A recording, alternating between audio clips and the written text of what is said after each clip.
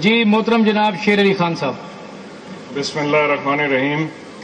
بہت شکریہ اسپیکر صاحب کہ آپ نے مجھے بجٹ پہ بات کرنے کا موقع دیا. میں سب سے پہلے تو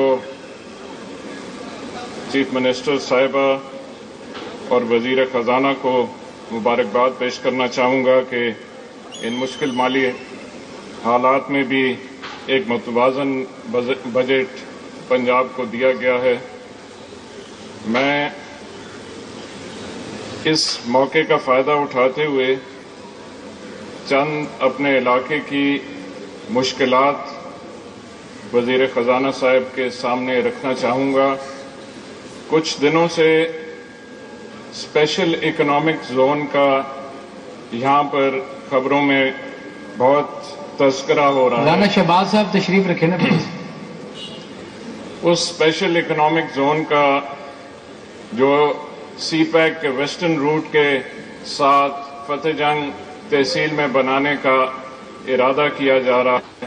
اس سے پہلے بھی یہ اسپیشل اکنامک زون کا ادھر ایک دفعہ اس کا ذکر کیا گیا اور کہا گیا کہ 22,000 ایکڑ رقبے کے اوپر یہ اسپیشل اکنامک زون بنے گا.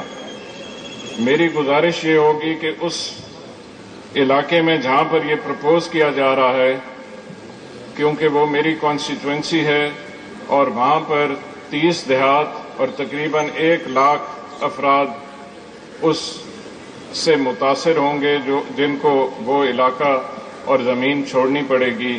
اور ہمارے علاقے کی بلکہ ہمارے ضلع کی سب سے اچھی زرعی زمین جو ہے اس کو منتخب کیا گیا ہے اس اکنامک زون کے لیے.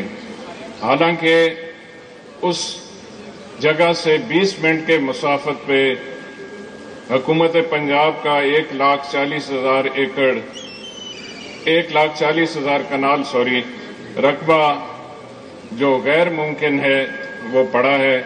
اور اس کے اوپر ہمارا پرپوزل تھا جب میاں شہباز شریف صاحب وہاں تشریف لائے تھے کہ وہاں پر اسپیشل اکنامک زون بنایا جائے. تو میری گزارش ہوگی کہ اس پہ نظر ثانی کی جائے اور اس اکنامک زون کو فردر اپ نارتھ لے جایا جائے. اور میں یہاں پر یہ بھی گزارش کروں گا کہ جہاں پر بجٹ کے اندر باقی تمام چیزوں کے لیے ہم نے رقم مختص بھی کی ہے اور ان کا احاطہ بھی کیا ہے، یہاں پر میں گزارش کروں گا کہ ہمارا پوٹوار کا جو علاقہ ہے اس کے اندر پانی کی شدید قلت پائی جاتی ہے. اور میں خود ایک بارانی ذمہ دار ہونے کے ناطے آپ سے ریکویسٹ کروں گا کہ اسمال ڈیمز کے اوپر آپ خصوصی توجہ دیں اور ہمارے علاقے میں اور پورے پنڈی ڈویژن کے اندر جو اچھی سائٹس ہیں اس کے اوپر ہمیں اسمال ڈیمز تعمیر کرنے چاہیے. زراعت کے حوالے سے میں سے بالکل مختصر کروں گا. زراعت کے حوالے سے یہاں پر ایگری مالز کا ذکر ہے ہماری بجٹ کے اندر. تو میں گزارش کروں گا کہ ذمہ دار کو اس ایگری مال کے اندر خریداری کرنے کے قابل بھی بنایا جائے. اور اس کے لیے ہمیں چاہیے کہ یا تو ہمارے ان پٹس سستے کیے جائیں اور اگر سبسڈی نہیں دی جا سکتی تو پھر میری گزارش ہوگی کہ مارکیٹ ریٹ پہ ہمارے سے گندم خریدی جائے اور ملز کو سبسڈی پہ وہ دی جائے، نہ کہ مل مالکان کو سبسڈی دی جائے. چاہیے تو یہ کہ ذمہ دار جو محنت کرتا ہے اس کو سبسڈی ملنی چاہیے اور اس کا ایک ہی طریقہ ہے کہ اس کی پیداوار جو ہے وہ پوری قیمت پہ خریدی جائے. میں سر یہاں پر اس بات کا بھی ذکر کروں گا کہ بہت تنقید ہوتی ہے کہ پاکستان کے اندر 2013 سے 18 کے درمیان جو پاور پروجیکٹس لگائے گئے وہ بہت مہنگے لگائے گئے اور اس کی وجہ سے آج بجلی مہنگی ہے.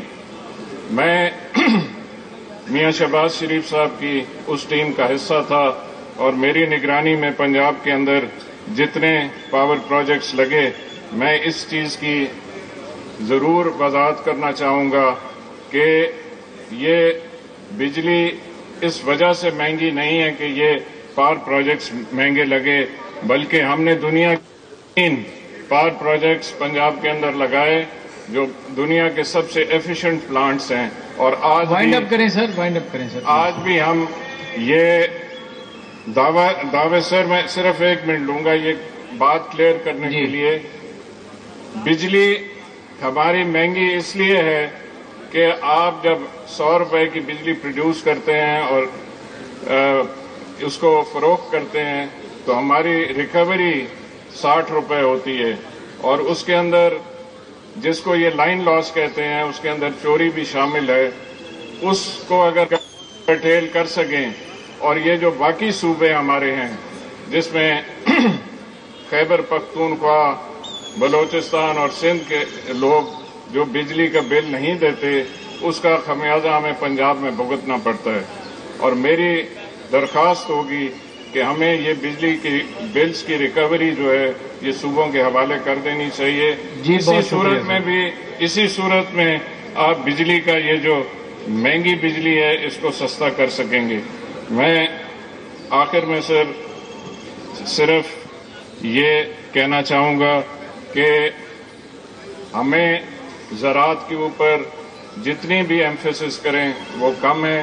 ہمیں جس طرح مجھ سے پہلے بھی فاضل ممبران نے کہا کہ پنجاب فوڈ باسکٹ ہے پورے پاکستان کا، اگر ہم زراعت کے اوپر زیادہ توجہ دیں گے تو انشاءاللہ ہماری معیشت بہتر ہوگی. بہت جی ملک صاحب، بہت شکریہ.